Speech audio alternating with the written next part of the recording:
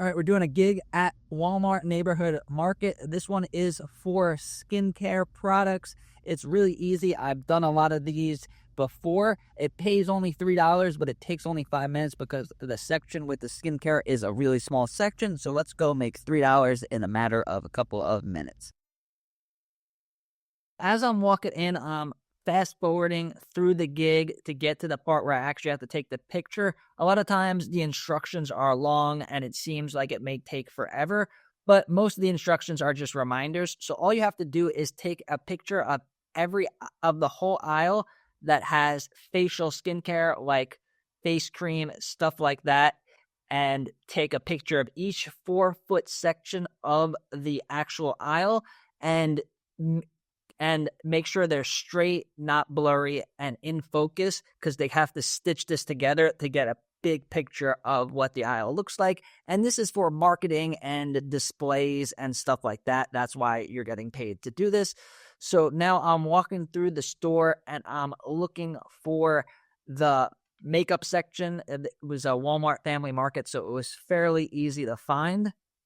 So now I found it. I'm walking up, and it was really easy because it was only these 3 sections. So I'm looking casual, taking a nice straight picture in focus. And then this was the third part of it. I'm looking down, making it look like I'm scanning for coupons or something like that. And then I got my last picture. And then on these type of ones called shelfogram, they're going to ask you if there's a display for the aisle you just looked at. So it's going to ask, is there any displays for face skincare?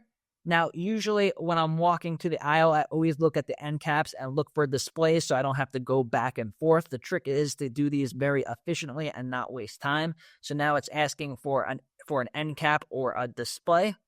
So it could either be like, usually it's an end cap, but sometimes it could be like one of those cardboard displays or something like that. I was pretty sure that there was no displays, so I wrote no and kept going. Now it's going to ask you the next question, and this is going to be for the regular skincare like hand lotion, body lotion, which was right next to the face lotion, and it was only 1 or 2 pictures. So I took the 2 pictures, and I already knew that there was no...